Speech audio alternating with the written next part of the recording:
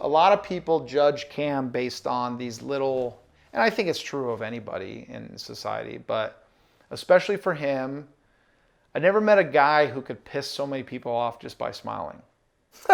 Just by smiling. And that says a lot about people.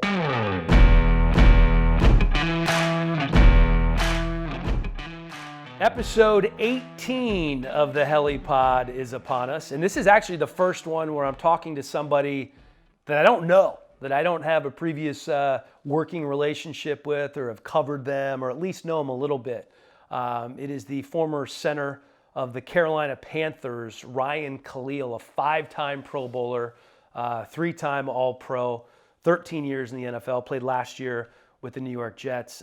Just some unbelievable stories. This guy, he's a movie producer. He's produced and directed commercials, an incredibly long career in the National Football League, really great storyteller, very thoughtful guy. Totally enjoyed my sit down with Ryan Kalil, and hopefully you will too. But first, let me tell you about our presenting sponsor who makes this all possible, Vuori. And if you haven't listened before to the Helliepod, I'm a huge fan of Vuori. This is athleisure wear with an edge.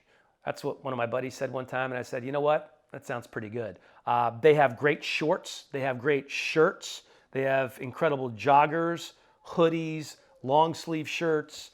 They really have it all. If you go to vuoriclothing.com, that's VUORI clothing.com/Helliepod, you get 20% off. It's great gear. I've been wearing it for a couple of years now, long before I was involved with them. vuoriclothing.com/Helliepod. Doors slamming at my house. My dog's whining over here. But this is where we had to shoot it today. The Helliepod at the Helliepad, presented by Vuori. Let's go.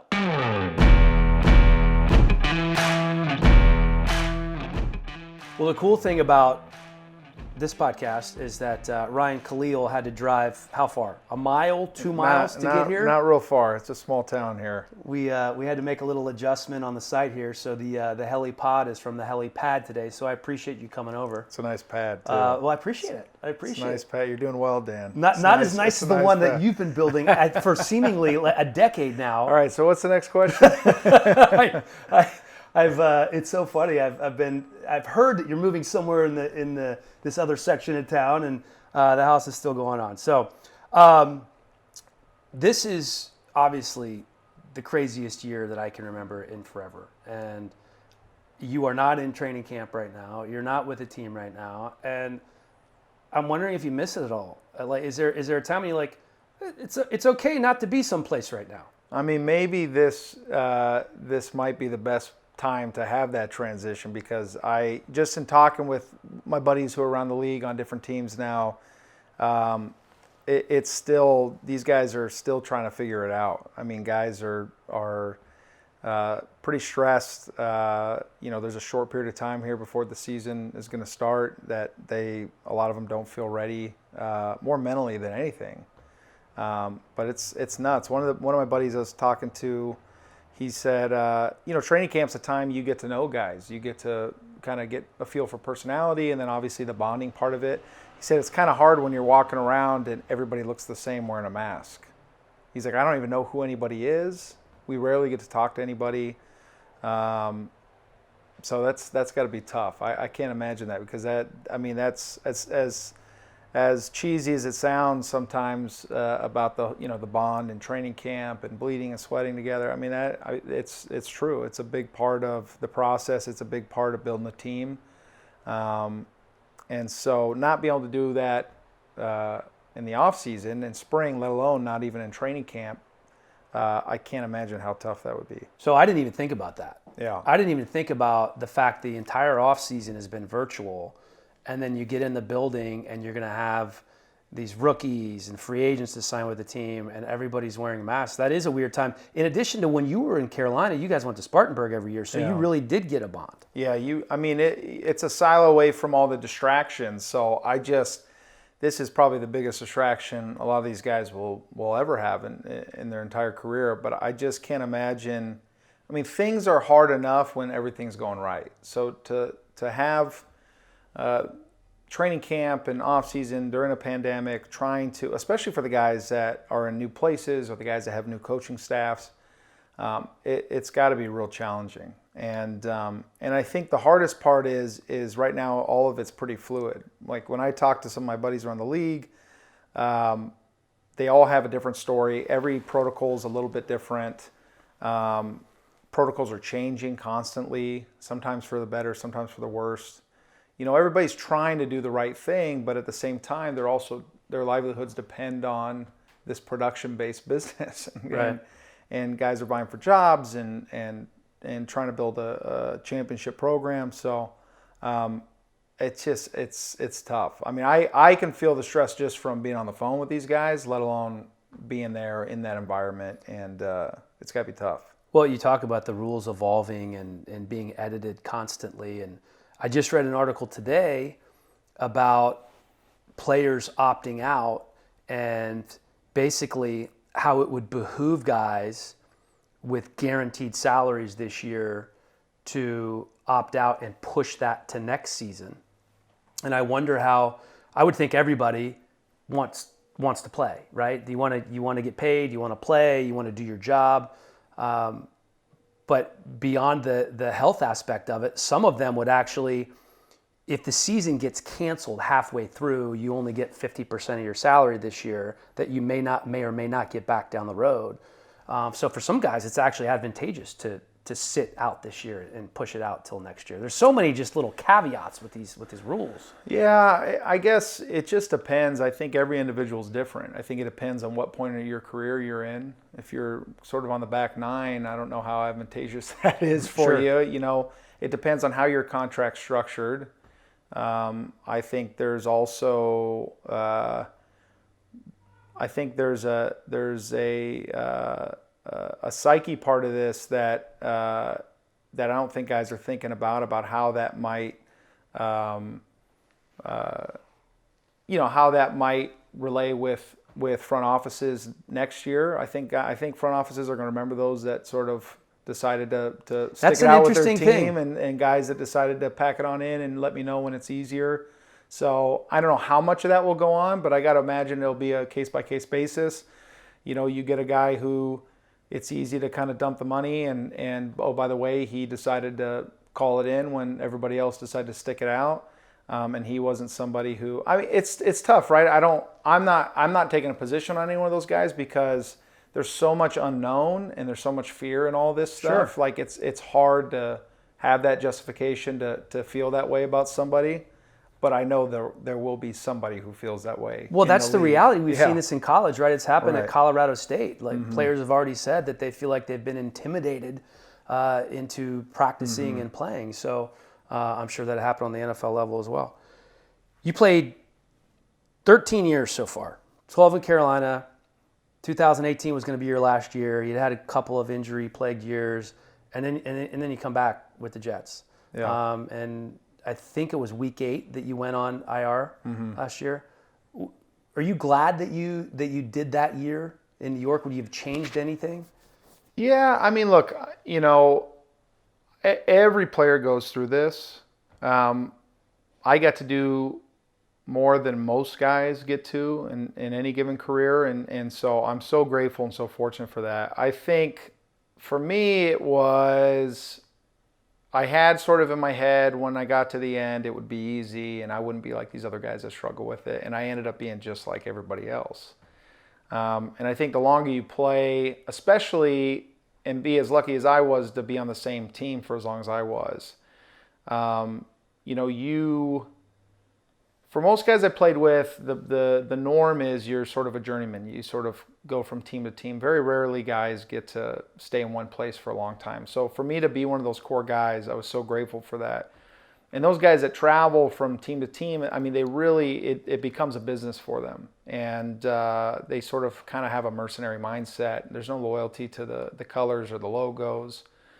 And so I was in a fortunate position where I got to play as long as I did, and you just sort of end up caring more and more each year. It becomes more important to you, and you become more loyal. It almost, there's that aspect of college you miss that you get when you get to sort of play that long on one team.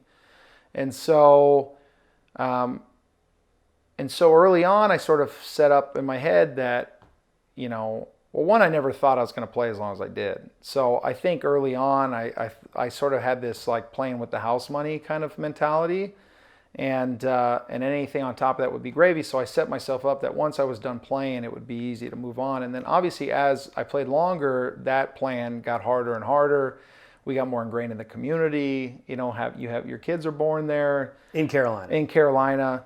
So that just got tough. And then when I finally got done, I finished out my contract. I said, oh, what that'll, you know, I didn't get the fairy tale ending. Not very many guys get to. But I just had this itch that I just didn't want to be done. And I started getting that fear that once that window was closed, that's it. It's closed forever. It's not something you can go back to. It's not really anything that transitions into another profession, you know, as far as like the physical aspect of it and the experience of pulling or blocking down on a three technique. You know what I mean? So there was nothing like, there's no. When you say the fairy tale ending, though, you mean winning the Super Bowl and walking off into the sunset? I guess like Peyton did. Like Peyton did.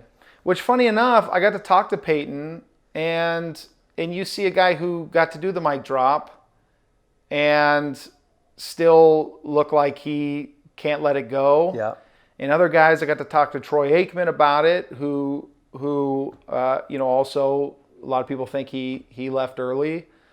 And these guys still miss it. And so I think the thing I've been able to do now is get over that feeling of I'm always going to miss it, because I think everybody goes through that, and it doesn't matter how you sort of finish it. I think maybe part of that was I was tying it to some kind of finish that I had in my head that was too hard to obtain. You know what I mean? There's too many variables as far as like winning the ring and doing the walk off that way. But so the Jets opportunity, I mean, I sincerely thought there was an opportunity there where they had a good team and it'd be fun to be a part of that building process. Did you have any connection to Douglas or Adam Gase or? No, I knew Sam. I knew Sam from USC. Sure. So he and I talked a little bit. And I knew a couple guys that had played there. Mangold was a guy that I watched a long time who, you know, he's a huge part of that organization. Yet, interestingly enough, after you announced your retirement, you almost felt like you had to get the blessing from a couple of former teammates and Ron Rivera, because you're like, hey, I was going to retire, but I'm going to play again. But you didn't call Mangold because you thought he was going to Ric Flair you. What does that mean? Yeah, I just had so much respect for Nick. Right. And that was his Carolina Panthers, you know. Sure, he was there for a long time. So I was like, oh, I think it'd be the right thing to do. And then I got worried, well, what if he tells me no? That's just going to be weird, and that might weigh on my decision. Right. So I was like, oh, we're just not going to say anything to Nick and just see how it goes. But he was great. I mean, he was awesome. And I didn't get the offseason I would have liked to have had. You know, had I gone back, I probably would have made the decision sooner, just so that I could have gotten the program. What was the time frame there? Remind me. I came in like halfway through training camp. And then, like, the week I signed, they were getting ready for preseason 1. Oh, wow. So I was working out and training. I had about a couple months where I stayed in shape just in case. And then, but, you know, it's a different kind of stay in shape. Yeah. It's different than running around and riding the Peloton doesn't do it for the NFL. It doesn't. Running on the sand dunes is not the same as double days. But yeah, you know, I don't regret it. I mean, it didn't work out the way I hoped or the way the organization hoped, for sure. But I got to meet some great guys there, and I genuinely think they have a talented group. But just see how much they can sort of start to mesh together and really kind of all play all phases together. You're a really smart guy, so I'm not asking you this question to say anything negative, but I'm asking this question to try to get some insight into Adam Gase, okay. who I know a little bit. Okay. Why does he get so much? I don't know if it's a raw deal. I don't know if it's bad press, but you just hear over and over that he doesn't relate well to some of the players. He doesn't communicate well with some of the players. Why do you think that is? It's just a different leadership style than I think some guys are used to. I also think he comes from more of an old school kind of mentality. I mean, his father-in-law is an amazing human being, amazing coach. And he sort of, I think he sort of gravitates towards that kind of style. Yeah. I think it's tougher in today's age. I think the players are different. I think the kids coming out of college are different. I don't think they're any less tougher than the guys that I play. Like, I don't want to do this. I hated that when I came in the league it's not how it used to be and all that stuff. It's just different. It's not better. It's not worse. It's a different kind of mental toughness, I guess. I don't know what the right phrase would be, but it's not that these guys aren't mentally tough. It's just that they don't have the same callous as guys the older players have or the older coaches are used to in older players that sort of, it's more direct. It's less sort of trying to figure out personalities and what's the best way in, and it's a one size kind of fits all. And I don't think that always meshes well with guys, and I think guys take it personal. I had a great coach in John Matsko, who's my O-line coach for years in Carolina and coached for a long time, and still he's in Washington with Coach well Rivera. Respected, yeah. Very well respected.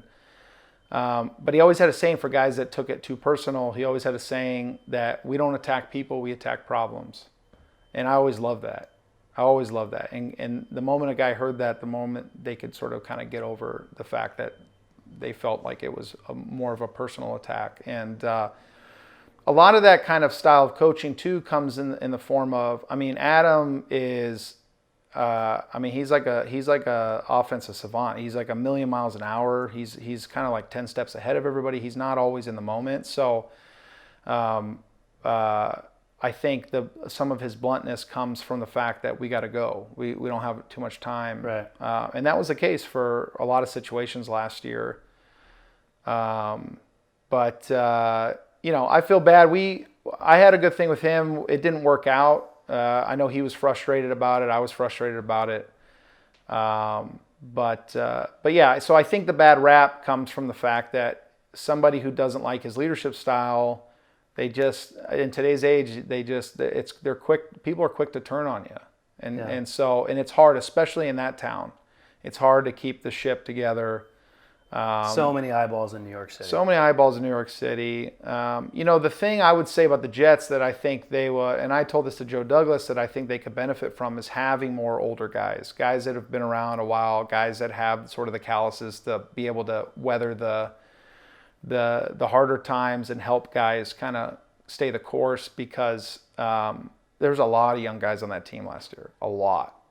And I was the oldest guy, which is kind of crazy to me. And that was the first time ever in my career that was the case. But I just feel like at 34 last year? Yeah, 34. Wow. So I think if you could have a handful of older guys that have been through the ups and downs of the league and can be in there and can help guys weather the storm and stay the course, and because that's the worst thing for a team is when things aren't going well, you get little pockets, especially younger guys, and they talk themselves out of things, and it's easy to start saying, forget this guy, forget that guy. So that's the hardest part. I want to tell you a story that David Carr told me. I didn't even realize. Next question. I had forgotten that you guys played together in Carolina, and he was there when you got there your first year. And David and I, of course, have worked together for many years at NFL Network. And when he found out I lived in Manhattan Beach, told me you were building a house here. Yeah, this is probably like 7-8 years ago, when you started. But he told me a story how he came down and in Manhattan Beach, the front row that's kind of like on the water is the Strand. And he was meeting you on the Strand, and you had mentioned to him that you were going to go rollerblading. And David's like, big, strong, cool quarterback from Bakersfield. He's not going rollerblading, on the Strand. So he said, just the story may be a little wrong, but this is how I remember it. Right. So he's sitting in, the living room or whatever, right off the Strand, just he's trying to really debate. It's like an inner struggle whether he actually wanted to go rollerblading. And then he says, the back door opens, in comes Blake Griffin on rollerblades. And he's like, Well, crap. Blake's here on rollerblades. I guess I got to go rollerblading now. Do you remember that story? Is that semi-accurate? I don't remember the part where he was so cool to not go rollerblading that he had to wait for Blake Griffin to come out. But yes, we did go rollerblading. That might have been a little David Carr add-on. Yeah, that's fine. That's fine. I don't know why he has to be so proud. He's from Bakersfield. I mean, come on. It's not Corona. No, it's definitely not Corona. You and Blake have a production company together called Mortal Media. Mm-hmm. So Mortal Media with Blake, you guys have projects in the works, stuff that you're working on? Yeah, we do. Yeah, Blake and I, we've been friends a long time, and we, funny enough, my first love has always been animation. I did when I was a kid. I used to do stop motion animation. It was like a huge passion of mine. I think my dad looked at me a little funny that was something I. That's just taking a bunch of pictures and. Yeah, it's like you have like a character that you can kind of move frame by frame, right. and so I was super into that stuff, and that was my first foray into storytelling, I guess. And then I got to do a little bit of school at SC in cinematic arts, and then that was sort of like what I wanted to do after SC was get into film and television somehow, some way. When I was at SC, I got there at the right time. SC was not a great school. I was only a 3-star recruit, and I got there right before we made that run. I think when SC recruited me, they just lost to Utah in the Las Vegas Bowl. And I went to like a million SC camps. I wanted to go to SC because of the film school. My dad had convinced me he could help me out. He was a longtime football coach, and he coached a lot of guys, helped a lot of guys get into college on scholarship. He was at Centennial High School in Corona. Okay. Powerhouse. Yeah. Powerhouse. My pops played a little bit. He got drafted. He played at University of Arkansas. Lou Holtz was his coach. At Arkansas. And then he left to Arizona. But small world, he was there. He said he was basically Dan Hampton's gopher boy. Like he had to whatever Dan Hampton needed, he had to go do. But Lou Holtz was there doing all his same magic tricks that he did years later at Notre Dame and South Carolina. And funny enough, Pete Carroll was a GA there. At Arkansas? At Arkansas. Monty Kiffin was the defensive coordinator. I love Monty. And then Pat Golden Rule, who was my O-line coach at SC, he was also there. So it's a small world. Then my dad went to Arizona. He got drafted by the Bills when they, I think like at the 12th round when they had a ton of rounds. He was there for a couple years as a backup, and then he ended up going to the USFL. He played for a couple years. Played for the Wranglers, and he played for the Houston Gamblers. He snapped to Jim Kelly, which was cool. I met Jim Kelly when I was a kid, and then I got to meet him again at the Super Bowl 50, which was awesome. My dad had known some of those guys at SC just from the Arkansas days. It helped us get in the door of the they had these training camps there, and I got invited to like 5 of them. And every time I got invited, like summer camps for high school. Like summer camps for high school. And every time I got invited to one, there was like a little bit better talent there that they would put me up against. And so I was going against some pretty talented defensive tackles. And it was mostly, the stuff that kind of everybody gets around is the one-on-one drills.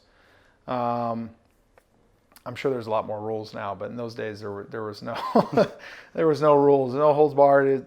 I had my shirt ripped up, I was bloody nose, but I was fighting for that scholarship, man. I wanted to go there bad. They weren't quite convinced, just because I was sort of a smaller. How much you weigh?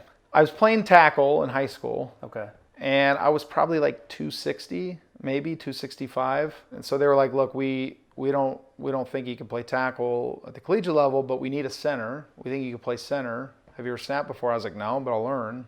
My dad played, so that was easy transition as far as having somebody to help me. And then they asked me to come back to another camp, and my dad said, "No, he's not coming back anymore." That's really? It. Yeah. So that's it. He's already come to 5. You either like him or you don't. And the guys who were fighting for me were Ed Ogeron and Kennedy Pola, who's now he changed his name to Polamalu. That's Troy's uncle. He was the running backs coach at SC. And so I got invited up to the office, and they offered me a scholarship. And so I got there right when SC was. It was the most incredible time in history to be at USC. So I committed. Carson had that great year, won the Heisman, and then the next year it was between Matt Castle and Matt Leinart for starting quarterback. Matt Leinart won the job. And then I was a backup. That was my rookie year, or my freshman year. I was a backup, and we ended up tying national championship with LSU. Mm-hmm. Your first year. My first year. That was 03. That was 03, and then 04 was my first year starting, and we went on that great run where we went to beat Oklahoma in the national championship game in the Orange Bowl. 34-game winning streak. Yeah. And then the next year we had that other great run, that great Notre Dame game, all those classics, and then we lost to Vince Young and the Longhorns. I finished my career there, pretty incredible career for any one of those seasons for any guy. But when we were winning a bunch, obviously SC being in the heart of Hollywood and having the incredible alum that they did, I was always beelining to every one of those guys in the locker room, guys like nobody even knew, and so that's what I was trying to do.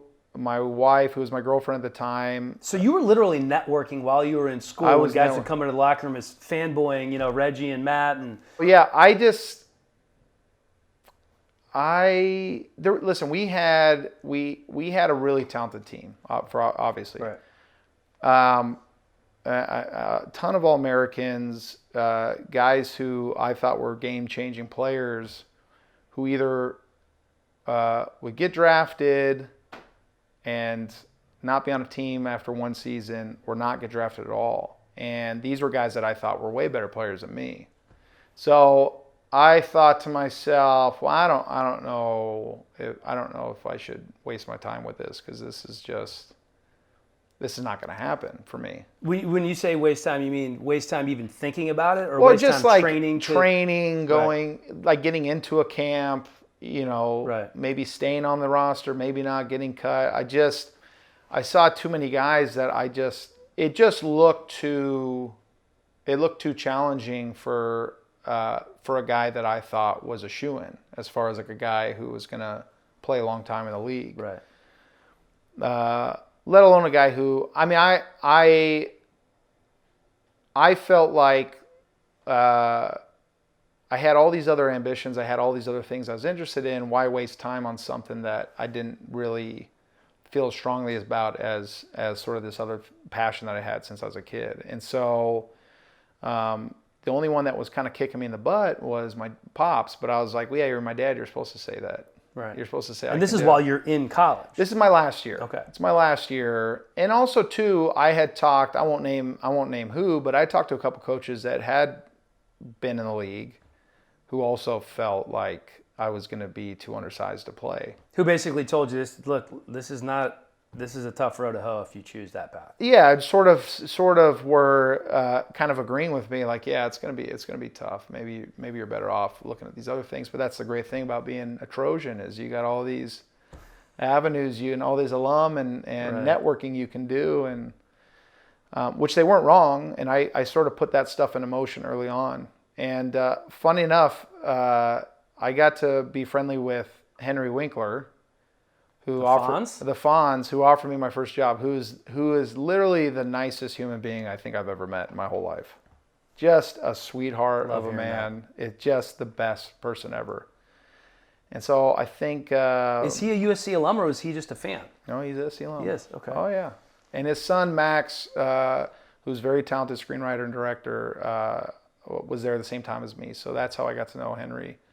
And Max, the apple doesn't fall too far from the tree. But I was so grateful. I still forever am grateful for that. And I always still, anytime I talk to him, we always still joke about that. But I think he said he was going to have me go help him work on MacGyver. Not a lot of people know that the Fonz was involved with MacGyver. I didn't. Yeah. What was his role in that? I think he's a producer. Interesting.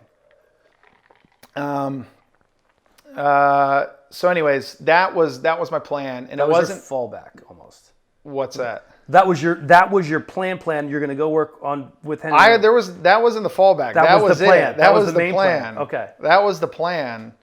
And then a scout for the Bears came down, and I feel terrible. I have his name written down, but it escapes me. What time of year is this? Forget this. This is towards the end of the year. Okay. Like of your senior year. Probably like that month right before bowl time. Okay. And he was very complimentary to me, and he was asking me where I was going to train for the combine and all that stuff. And I said I wasn't. And it blew his mind. He couldn't understand why that was the case. So I gave him my reasons, and then he goes, I'd really like to talk with you after practice. So I was like, all right. So we went and met in one of the meeting rooms, and he gave me this whole history of like great NFL centers and how big they were and how how much they weighed, how tall they were, how fast they were, what kind of systems they played, and how long they played for. And he just said, look, if you don't want to pursue this, I get it. But he's like, please don't let this undersized thing that you've put in your head be the reason why. Or somebody telling you can't play, because he's like, that's nonsense.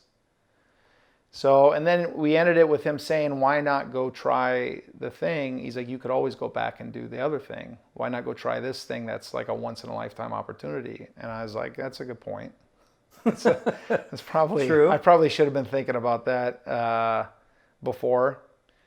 So I said, screw it. And then I just, I didn't go train at a fancy place. I just trained with my strength staff there at SC who knew me well. And I thought to myself, I'm not going to get much stronger, much faster in like a month. So why not just keep doing what I've been doing here? And so that's what I did. And then I tested well at the combine, and then the Panthers called me. So you did everything. You weren't in a position at that point to say, okay, I'm not going to do this drill, I'm not going to do that drill. No, I did it all. And I also wonder if I had a looseness about me that I don't think I would have had if I was trying so hard and wanting so hard to impress, that I think benefited me in the long. Like when I look back on it and how some of the guys were in that environment, it was kind of some of the mindset is so NFL or bust that I just think it just keeps guys so uptight and puckered up the whole time. And so I didn't have any of that. I just, whatever was going to happen was going to happen. The only time I was stressed though was, they give you these cards of what teams you're going to meet with. It's that whole like meat grinder of like them like grilling you. Just kind of the car wash going through. Yeah, and they like say the most obscene things to you to just kind of see what kind of reaction you get. And obviously guys have gotten in trouble for some of the questions they've asked. But so they give you a bunch of cards, and I remember being in the hotel room like stacking and like trying to be professional and like I'm going to go to this time and then I'm going to take a nap here so I'm well rested for this. So I had a roommate, and we had a problem with our alarm clock, and I said, hey, do you mind waking me up in like 10 minutes? And he's like, yeah, no problem. And so I woke up, nobody was there, and I went sprinting down to my meeting. I was so late, and I came in like sweaty, and like my hair was a mess, and I had like a minute left, and they were like, well, we got a minute with you. I guess the only question we have time to ask you is, if we draft you, is this what we can expect? You just show up whenever you want? And I was like, man, I feel so bad. And I remember going up to my room and I called my dad and I was like, you can cross the Panthers off the list. They're not going to. It was the Panthers. I was like, they're not going to draft me, Pops. It's not happening. That's amazing. The one team that you basically missed the whole interview outside of the last. I was in there with Marty Herney and Jeff Davidson and John Fox, and they were just laughing at me. That's hilarious. Yeah. Were there any kind of crazy questions from other teams that you remember? No, I had one team that kept asking me what I would bring to the team, and every time I'd answer, they kept asking it to me over and over again, like seeing if I was going to change my answer. That one was weird. I remember the Steelers one. They had like all the greats in there. I think it was Mike Tomlin's first year. It was like the most intimidating room I've ever been in. Like Mean Joe Green was like in the back, and I was like, what is happening? Like right? multiple former Like great multiple Steelers? former great Steelers were in there. Like just a room full of Hall of Famers Just and Mike a Tomlin. room full of Hall of Famers just staring at you with a big camera like this, just looking at you. I was so stressed. Wow. It was intimidating. It was intimidating. I remember the Patriots put me through the grinder. They had me draw up. All they wanted me to do was X's and O's. They didn't care about any of my personal stuff. They didn't care, Well, it's not like you had a rap sheet coming out of USC. There wasn't probably a whole lot they had to worry about. No, but it was intimidating though. I mean, it was intimidating. They wanted to know. I mean, I left that meeting with the Patriots thinking I don't know anything about football. I thought I knew. I don't know anything. Because they had me draw up my favorite plays. They would drop plays that they saw on film, asking me who was responsible for who. And Other positions' responsibilities in addition other to position yours. responsibilities. He would like kind of grind me through the game plans. Was this Bill? No, it wasn't Bill. It wasn't Bill. Dante Scarnecchia? I want to say it was Rob Chudzinski, who ended up being my offense coordinator later on in Carolina. Yeah, it's so funny. I'd never even connected that until this interview. But I just remember being so intimidating during that whole session. And it also motivated me too my first year because I remember that meeting and thinking like I got to know these things that they asked. So I actually, it was one of those few meetings that ended up being beneficial for me. Time for a quick timeout so we can tell you about a few of our sponsors. Let's start with Greens Plus. I love this stuff. A health food leader since 1989. They created the first ever green superfood powder and the first company to infuse that green superfood into a bar. Their bars, powders, taste great. I have them in my house right now. I use the superfood powder in smoothies. They have 3 or 4 different flavors of bars. My favorite is the chocolate energy-based bar. You can find Greens Plus at Whole Foods or Amazon. Or if you want to save some cash, go to greensplus.com and you will get 20% off using the promo code HELLY. As I said, my favorite is the chocolate protein bar, and I love the wild berry superfood powder. Check out Greens Plus at greensplus.com. At Vaco, the model is we invest in your career so you are here for the duration of ours. That makes a lot of sense. Vaco is a premier talent and solutions firm that provides boutique-level service with global reach in areas of consulting, consultative project resources, executive search, permanent placement, and strategic staffing. How do I know anything about Vaco? Well, because one of my good buddies, Brian Waller, started this company in 2002, and I have watched it grow to serve over 40 markets across the globe. They have 1,000 employees, 5,000 consultants, and $750 million in revenue. Every time I read that, I tell myself, Brian Waller should be paying me more to read this commercial during the Helliepod. That's a lot of cash. They've done a lot right at Vaco. And if you are looking for anything in the fields of accounting, finance, technology, healthcare, IT operations, administration, or international managed services, Vaco can help you. You need to fill that C-suite position at your company. Vaco has you covered. Check them out, vaco.com. That's VACO.com for more info on how Vaco connects people to their dream jobs and helps leading companies find talent to grow their business. And finally, I want to tell you about True Niagen. Started taking this product, 2-3 weeks ago. Wanted to invest in my long-term health, and I think you should too. This is a new trend in the scientific community that surrounds the health of our cells. You want healthy cells. That's important. It helps you regenerate, rejuvenate from athletes to weekend warriors. We have something in our cells called NAD, which supports our energy and our body's ability to repair itself all the way down to the cellular level. It turns out that NAD declines as we age. It also declines when we overexercise, don't sleep enough, and when we're even exposed to a virus. That sounds like all of us probably right now. There's only one NAD booster that is backed by Nobel Prize-winning scientists, 10 published human studies, and regulatory approval for safety, and that is True Niagen. Additionally, True Niagen is NSF certified for sport. Visit TrueNiagen.com. That's TrueNiagen.com, TrueNiagen.com to learn more. I think you will like it. And now back to the pod.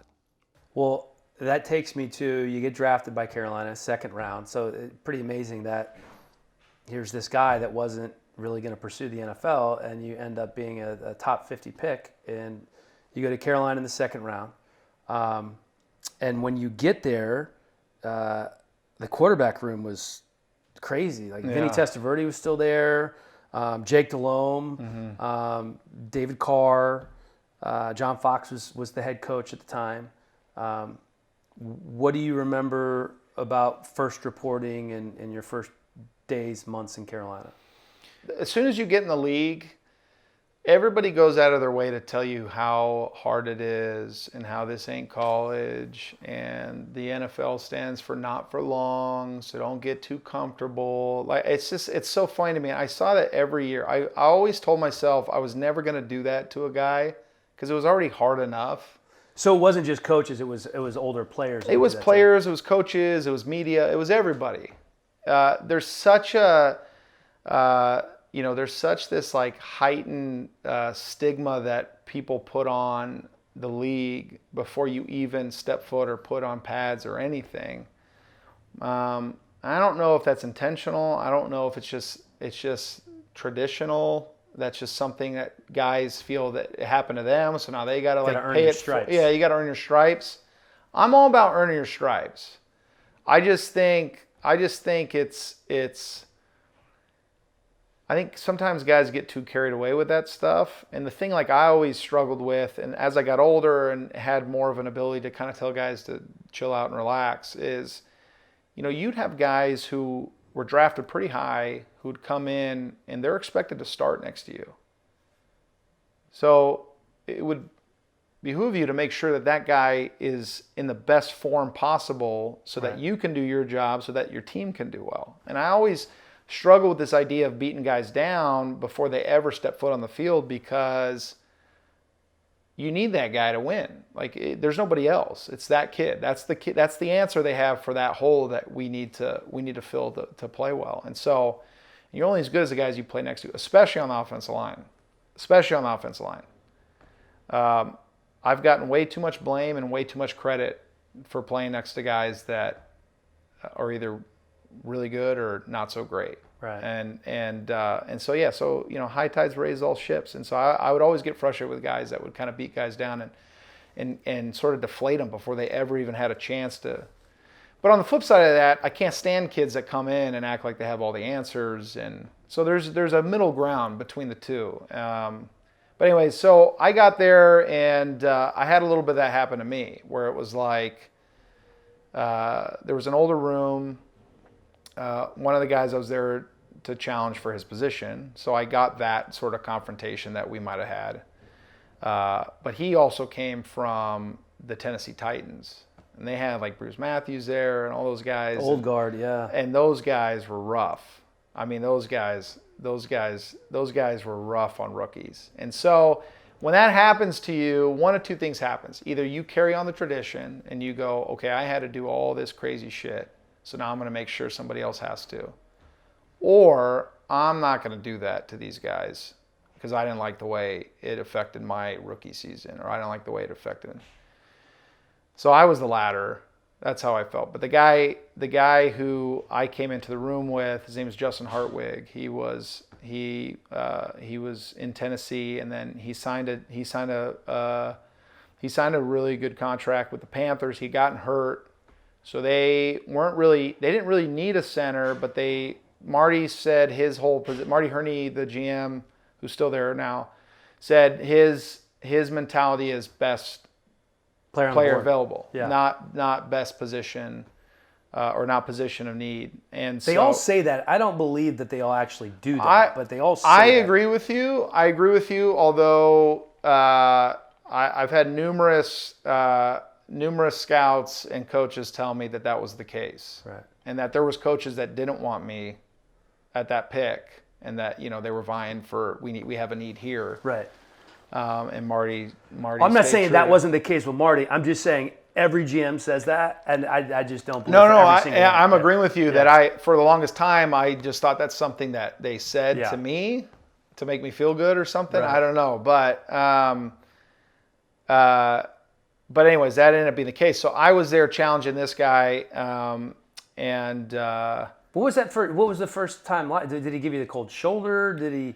I'm always curious about this because no matter what room it is, whether it's the O-line room or the wide receiver room, the quarterback room always gets the most attention, but that can be really awkward when you're battling for the same job. You can end somebody's career essentially. Yeah. It's more, it was a lot of like, I don't really have anything to base on. I guess it's sort of like, I imagine like first getting in the military, like that you're just sort of they want to make sure everybody knows that you got to earn your stripes and that you're starting at square one and you're not big man on campus anymore. So it's like at first it's the awkward transition where like everybody makes you feel like you're part of the room now, you're part of the club, you're in the NFL, you're part of the family. But then you're not in on any of the jokes. You're not in on any of the conversations. Nobody's really trying to hang out with you that's older than you, right? Other than other rookies. It just depends on what kind of room you come into. Every room's different. When I first got there, it was a ton of older guys. It was only like me and two other guys that were like the young guys in the room. And so you had guys that had kids, guys that were married a long time.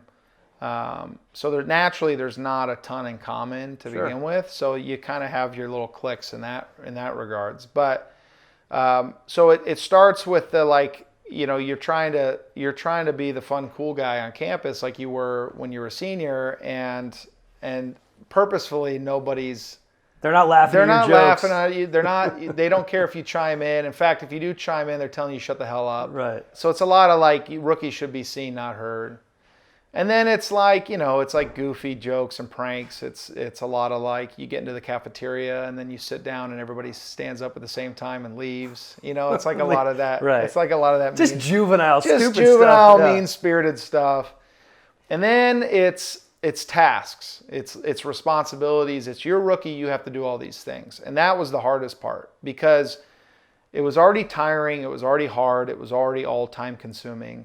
And so to try to do that just normally and then on top of it have all these tasks that these guys... Like bringing cheeseburgers in for everybody? Like the food's one that everybody knows. Carrying everybody's pads and equipment in is another one. But then there was like crazy ones where it was like you had to make sure that everybody had the same amount of tape in their lockers and it always had to be a new fresh roll or... like tape that they'd wrap around their ankles. Or like wrists, right? You had to, make sure there was always a towel ready for every guy after they got out of the shower. It had to be folded nicely, like you were staying at a Ritz-Carlton, and it had to be like folded in like a little triangle. You know what I'm talking about? Like I know exactly. They did like little nice toilet paper folds. So they'd get on if it wasn't folded just right. Yeah. We had a fridge in the back that had to be stocked with specific kinds of drinks. And I'm not even talking about drinks you can get at the local grocery store. They were like limited edition, like only made so many quantities, and you could only get them like in this one town in South Carolina, which was like an hour and a half. Off Amazon then. Well, not then. Then you couldn't get anything online, so you had to drive. Hartwig especially, he wanted grape soda. That was his thing. It was like a specific brand of grape soda. So I couldn't bring just any generic brand. So that was a pain in the ass. And I'll get to that. I'll get to how that bubbled over in a sec. And then it was like, a lot of guys chew tobacco. So I had to get like certain kinds of chewing tobacco, and everybody had a different flavor they liked. I had to get Skoal, and it had to be minted Skoal. And then that was for wusses. This guy wanted Copenhagen. And then it was like, I only want long cut. I can only do pouches. So I was like juggling all these.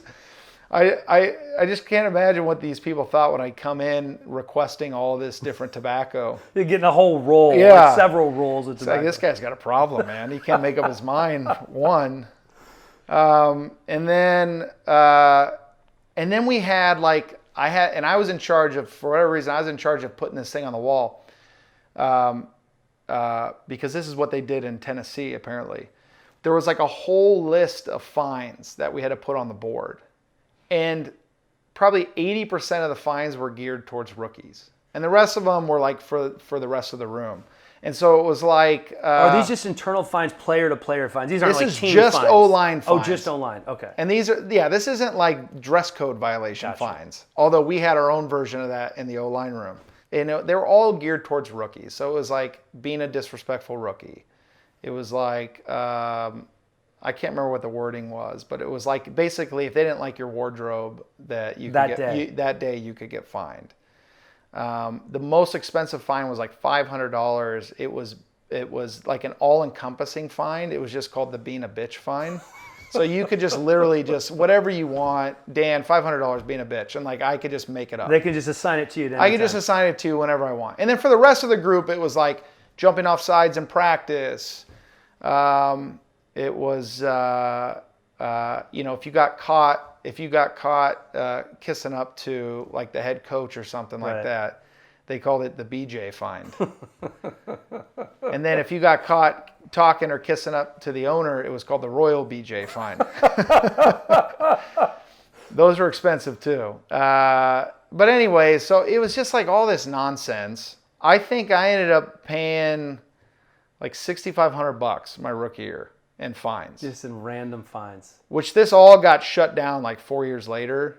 After the whole Richie Incognito stuff in Miami, the league came down hard and said, we're done. Like, no, I know this has been going on for a long time and it tries to be fun and games, and I don't care. Like the league was like, we don't care if it's not mean-spirited as it was here, but it's done. It's over with. So, which I was fine with. I never liked the fines anyways. I always thought they were dumb. But there were instances later in my career where we just had rookies that I couldn't stand. And I was like, God, I wish there was a fine system right now. This guy is just an absolute prick. He has no idea. He has no idea. He doesn't care about anybody in here. I wish there was a fine system. But then again, I think, well, that guy probably wouldn't even pay the fines anyways. Right. So anyways, so this is the best part about the fines. So this is where it was fun, actually. So the fine system was set up to keep guys accountable and also to mess with rookies. But for the guys that weren't rookies especially, you could challenge a fine. So we had like a kangaroo court. Oh, this is great. And the older guys were the judges. We had the 4 elders, we called them, and they were the 4 oldest guys in the room. But what would happen is if you decided, because there's a lot of like calling guys out to get fined. But let's say you fined me for something and I didn't like the fine or I didn't agree with the fine. I could challenge your fine. And then you and I go to court and we plead our case. We can also have attorneys on our behalf, so you can like recruit other guys on the team. So you could go outside the O-line room. You can go outside the O-line room only for this one aspect of it. Okay. That was risky though, because if you were going to get an attorney, it better be a guy everybody loves, because otherwise your case is over with. So I challenge your fine. Now, if I win, you got to pay my fine. Oh. But if I lose and after I challenge your fine, I got to pay double the fine. Rookies don't even bother, because it doesn't matter. Even if you're in the wrong, you're not going to win. They're going to for sure make you double your fine. So like as a rookie, even though a lot of those were kind of bullshit fines, I was like, I'm not challenging it. So you knew that right away. I knew that right away. It was told to me by some older guys that liked me, like, don't do it. There was one instance where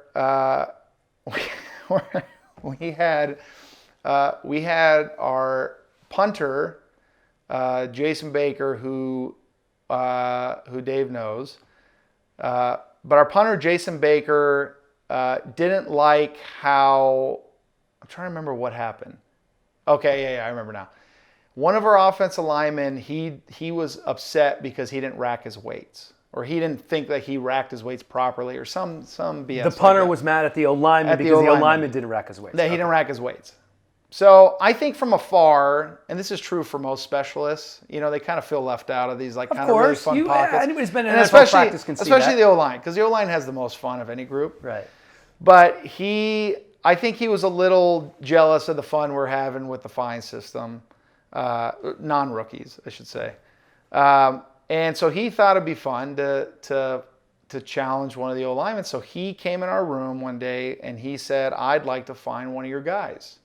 And I think he felt confident in it because he was an older guy. He'd played a long time. I think he was like in year 8 or 9.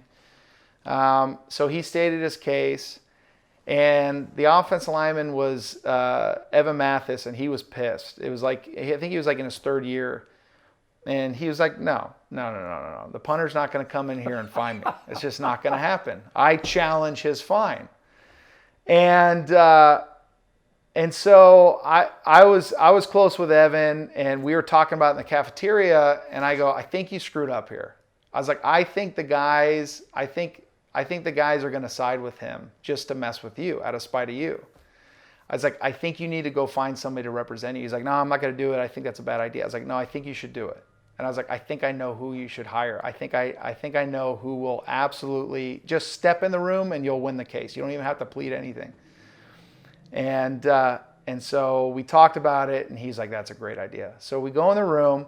It's a Saturday morning. It's after our walkthrough. It's an away game, so it's before we're getting ready to leave, which made it even better because we all had to dress up in suits and ties. Right. They're going to court with the so stuff now, on. so we have like 2 hours to kill before we have to get on the plane, and now it really looks like a legit courtroom with everybody in suit and ties.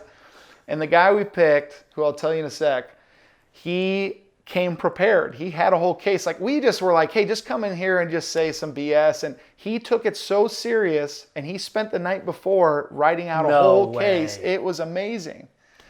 And so we get in and we have this whole thing, and even the older guys don't know who's coming in to represent them. And so they ask him, do you have any representation you'd like in this case? And he goes, yeah, I'd like to invite my counsel, Vinny Testaverde. No, so that's amazing. So Vinny Testaverde comes in, and he comes wearing like the most like Italian like mobster movie suit that I've ever seen. It's like this like silk, silver. It's amazing. It's a beautiful suit. I love Vinny Testaverde. He's one of my all-time favorite teammates. And so his case was he put Jason Baker on the stand, and he started asking him these questions about his previous employment. And so he started making a list. He made a list of all the teams he had been on, and none of us knew where he was going. And Jason ended up getting kind of upset about it. And he goes, you know what? I'll just pay the fine. I don't care. And it kind of took the whole, he just kind of took the air out of the room. Sucked the fun out of the room. And so he had to write a check. He ended up leaving. And we were like, no, we want to hear it anyways, Vinny. Go ahead. And so Vinny's whole case was that,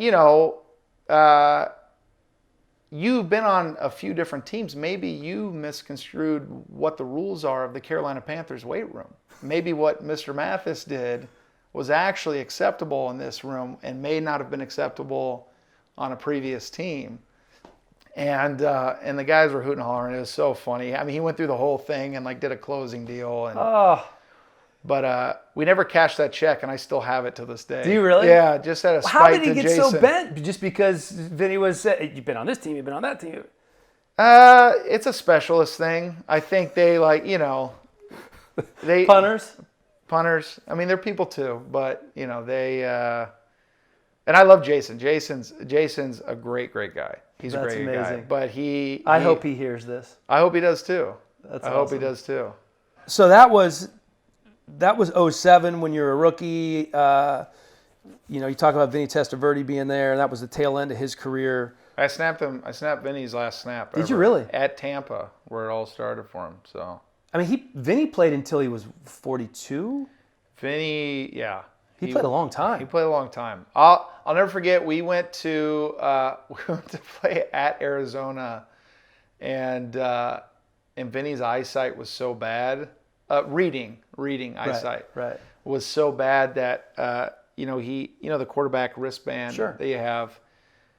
Those things, I don't know if you've ever seen them up close. Tiny. They're tiny little. Yeah. Like the one Cam had one year was like 400 plays on it. Jake had one. Right, just on your wrist. Just on your wrist, and then it opens up. It's like a lecture of like plays. I mean, there's so many of them. Vinny's maybe had like 6 plays on it. Because the font was so big, and even then he was still like kind of like squinty eye, like trying to read it. Size 36 font for Vinny. Oh, it was awesome. But man, he went out there. Vinny was on a couch. He came to Carolina. He got a call to come to Carolina. He was practicing maybe a week or two and went out and like shredded it in Arizona. I'll never forget how awesome that was. Shredded it. You had Jake Delhomme, you had David Carr, who came there right after Houston, right? So, he was the number 1 pick and got sacked more than anybody in history. And What an interesting quarterback room that Yeah, must have been. it was awesome. So you go.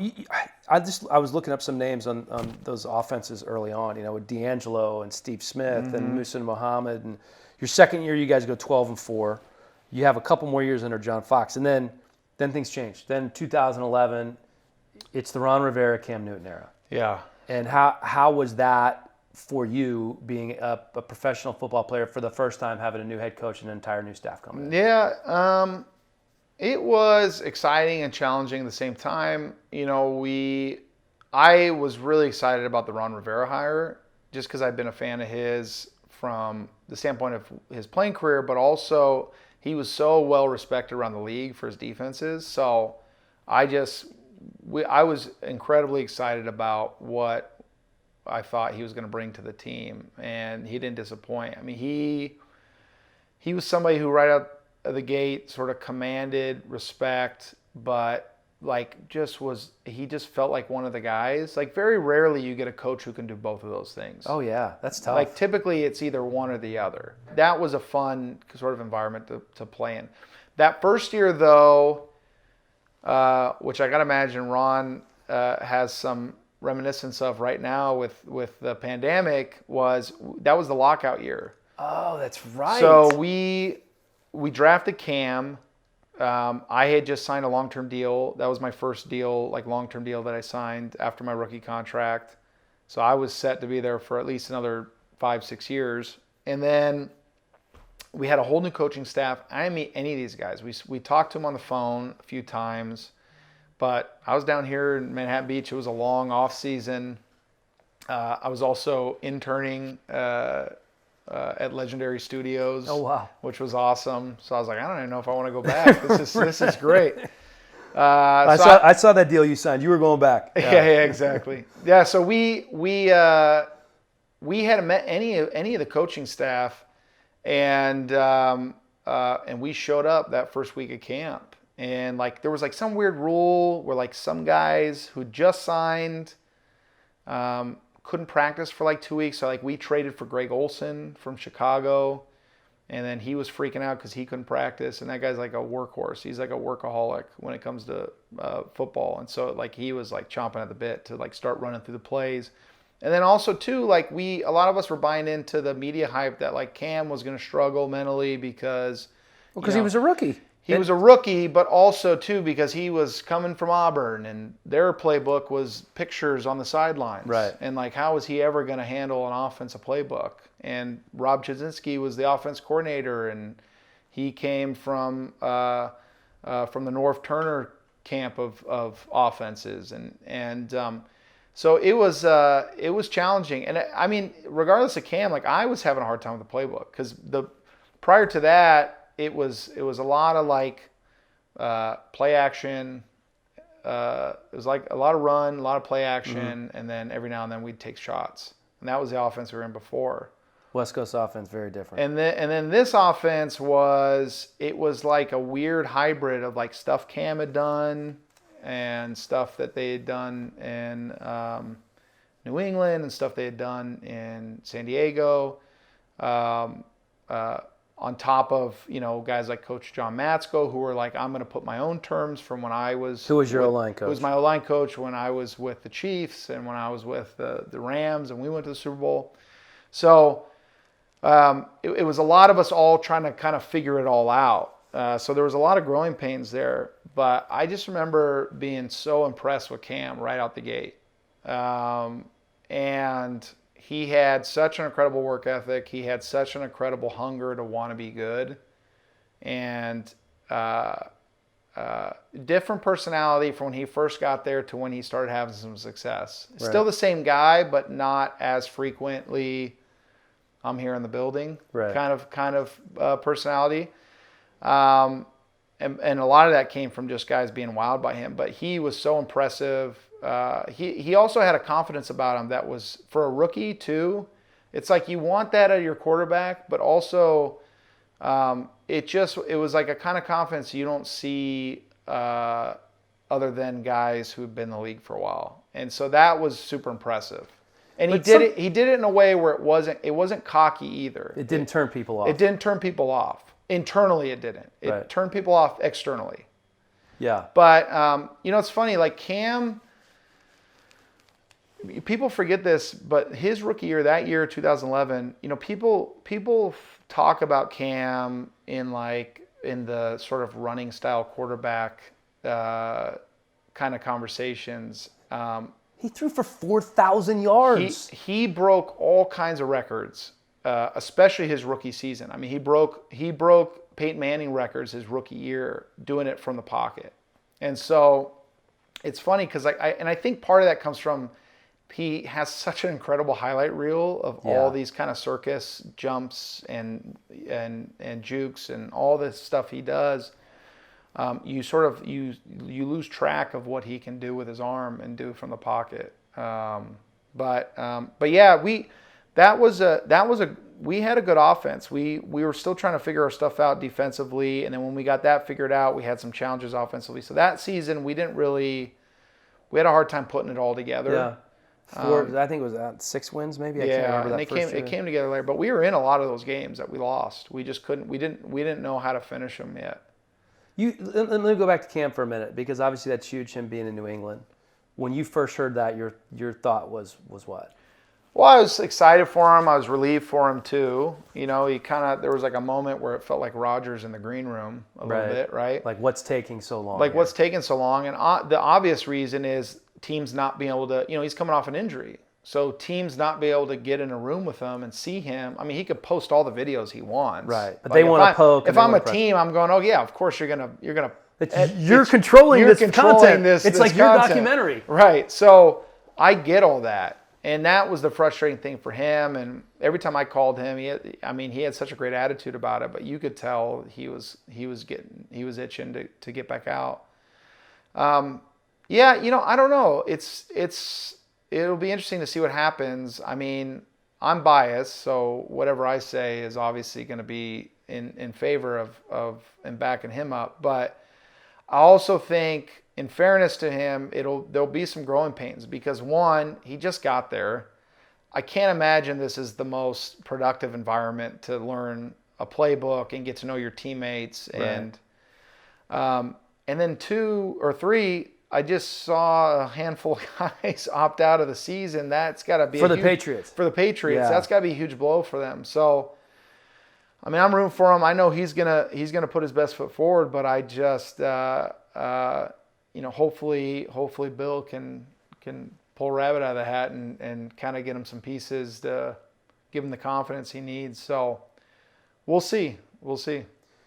The one thing I got from doing a couple of your games when you're in Carolina with Cam, and he was always, when we would do those production meetings and he would come in and sit down, and, you know how that works, fresh off the plane. Mm-hmm. Generally, it was usually you guys were on the road. I don't think I ever called a home game, but come in with the hat on, and Cam's just a different dude. He was always courteous. He would always answer your questions.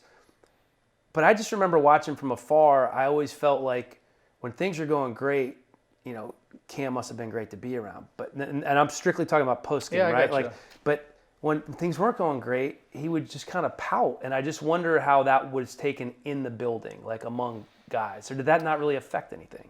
It affected stuff early on, and I think, and he was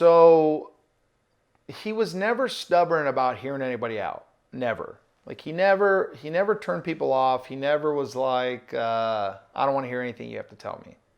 He was always very respectful, and he was always open, and sometimes too, like he'd reach out for it. Like like how can we fix this? How can we? And so guys never had a problem approaching him. He was never somebody that you couldn't come talk to, and I always respect him for that. I think, early on he couldn't. It wasn't that he felt differently about it. It was that he couldn't understand the amount of eyeballs that were on him. And I think for him too, his translation was like, to sort of shake it off so quick and to sort of not kind of wear it, to him, and this is my own interpretation of it, I think to him felt like somebody he would then be projecting somebody who was okay with losing. And so our whole thing that we try to harp to him was that it's not that. It's that that you have to have a short memory, and that even though it's 16 games, it goes by like that. You can be in and out of it quick. You can turn things around or fall off quick. And that you got to put it into perspective, and it's okay to be upset, but then we got to move on quick because we got another game coming up. And so that was, for me, I think, especially like one of his challenges early on was getting used to, because he'd just come from that great season in Auburn. I mean, Right. A lot of people don't realize like he didn't have a really long college career. No, it was essentially kind of 1 year at Auburn. So, and I get it. Like we wanted SC, and so that was hard. Like anytime we lost, it was like a huge blow. And he didn't even have that at Auburn. I mean, they won all those games and won the national championship, and so it's harder in the league to win. It's just harder, and the faster you can sort of accept that, it doesn't mean that you have to be okay with it, but you just got to accept that it's hard to win. And you got to be able to move on and have short memory and correct the mistakes and then get to the next game. But he was, he wears his heart on his sleeve, and he had a hard time sort of compartmentalizing it a lot of times. So that's my opinion. He got a lot better about that later on. I think the pinnacle of it was the Super Bowl. In his defense, I was in that room when they put us in the same room as the Broncos. We were only separated by a curtain. A curtain, right. I remember And so that. he's sitting there trying to answer questions. I was getting pissed too. And none of them were about me, while the guys over on the other side were talking about how Cam choked, how You Cam... could hear everything I could hear everything they were saying. He's trying to listen to his questions, and while also listening to them basically, no respect, tell everybody that he's a bum, this, that, and the other. So he got up and left. And then everybody said, oh, wow, I can't believe that. This guy has no class. And that stuff always bothered me. Should he have handled it differently? Yeah, like obviously in hindsight, he looked at it and go, okay, yeah, I probably should have stuck it out. But easier said than done in the moment. But easier said than done in the moment. So I always got frustrated because a lot of people judge Cam based on these little, and I think it's true of anybody in society, but especially for him, I never met a guy who could piss so many people off just by smiling. Just by smiling. And that says a lot about people who sort of, you could sort of find that had an agenda against them, or just for whatever reason, they just couldn't accept them or like them or what. But I always loved the guy, and I'll defend him, not because he was my quarterback, but because, I got to see him day in and day out behind the scenes. I got to know his heart. I got to know the man he was, the father he was. He comes from a great family. His parents are amazing. I love his mother. She's an amazing human being. They were always really hard on him too. Right? I mean, he had a great family dynamic. His dad was always hard on him. He was always very receptive of his pops. Not hard on him always, but hard on him on the times where he pushed him, where he felt like he could do better. And so, he worked his tail off. He didn't care what people thought about him, but he cared about what his teammates thought. So I just thought, what more could you ask for? Yeah. Like, a lot of his style is not my style, but that doesn't mean that's Would wrong. he have been fined in the offensive line room for some of those outfits the last couple of years? Oh, yeah, but he wouldn't have paid any of them, which I respect him even more. So, You guys had that incredible season in 2015. 15-1, you get to the Super Bowl. What do you remember most about that run and that year? I remember how much fun we were having. I remember people getting upset that it was almost like we were having too much fun, that we were too loose and we were going to get hit in the face. And so when we ended up losing in the Super Bowl, I know a lot of people were like, see, told you. And we had some people like that internally too. Just because of all the celebrations and Just stuff? because of all of it. It was like, I think other teams too were getting upset that their players were like on social media vocally saying, look how much fun these guys are having. I wanted that's what we should be doing. You had a lot of old school, sort of like old guard type people that were like, that's not how you do it. It's just business face always. Did that ever cross your mind, though? Yeah, for sure. For sure. Only because that's just sort of like how it was like grilled into my head. But I also remember being at SC and having a ton of fun. And I remember missing that when I got to the pros. And so we had a lot of that there. And a lot of that was driven by Cam. Right. And the like celebrating afterwards, and the Tennessee game where they got mad because he did the dab. I mean, Cam, I don't know if people remember, but Cam like started the dab. The dab was incredibly huge. Everybody was doing the dab. He didn't invent the dab. He was a rapper from Atlanta, but he made it famous. He made it famous. Yeah. All because the guy got pissed that he was celebrating after he scored. And then that ended up being our thing the rest of the year. But what about Super Bowl week? What you make that run through the playoffs and Super Bowl 50 with San Francisco? Mm-hmm. What do you remember about that week? I remember guys complaining that we sort of got the scraps of all the choice stuff, time slots for the media, practice facility. Denver was practicing at Stanford University. Where were you guys? I can't remember. I think we were at San Jose. San Jose State? Yeah. Okay. Were you staying down in Palo Alto? No. I can't remember. We were in San Jose. You were in San Jose, okay. We were in San Jose. So I remember being bothered by that. We had a lot of guys that were worried about too many things. And there was some of that stuff was challenging. Obviously the charades of it all is hard, especially for a team that hadn't been there before. That group, not the Panthers. But and that's always a challenge. So you have guys who feel the need, like, I got to go do all these things, and it's like, let's just focus on this week, and then we can go celebrate afterwards. But I also remember there being a confidence, like nothing, like we were invincible, and like it wasn't gonna. There was like a positive nervous energy in the room, but we couldn't get out of it. And then when we got into it, it was too late.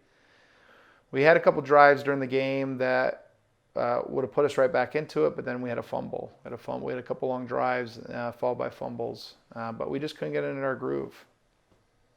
Yeah, I remember that. I remember that game. I was there and actually on the sidelines pregame and just walking around. And I went to Tennessee. I graduated the same year as Peyton, and I was rooting for him, but I don't know. For some reason, I really liked your guys' squad that year, and I thought you were going to get it done. Well, and defensively, we did. Yeah, we did defensively. They came to play, and we just couldn't offensively. We couldn't put it together. We had the one drive we scored, and I thought after that we'd kind of got it out of the way, and we just they were a good squad though, man. They were a tough, especially that defense. They were a tough defense. You talk about walking off into the sunset for Peyton, and Peyton really didn't do a whole lot that game. He was surrounded by a lot of really good players, but he was able to go off and get a second ring. Yeah. But him still being there is a huge part of that. Absolutely. You know what I mean? Like there's a confidence you can breed with a guy like that who, even if he's not having his most productive day, still you can keep a team alive that, we'll do it. Like we got the general, like we'll do it. How much will it at all bother you that you didn't? And listen, you are going to go down as one of the great centers in NFL history. You've had 7 out of your 13 seasons where you played 15 games or more, and you made 5 Pro Bowls out of those 7 years. And the Hall of Fame, I think, has 7 or 8 centers in there. Is that it's way early, and you haven't made anything official yet. Will you think about that? That's the last kind of cherry on top of a career. Has that even crossed your mind that you're a potential Hall of Famer? I get to play longer than I ever thought I'd get to play, and set my family up doing something that I've been doing since I was a kid. There's no doubt I'll miss the game. Like, there's no doubt about it. But the experiences and the memories, I mean, it's the stuff that you always hear guys talk about, and especially the locker room. It's the thing that they'll miss the most. I think the memories I have on these different teams and the friendships I've created, some of them for a lifetime, I couldn't be more grateful for, and for me that's enough.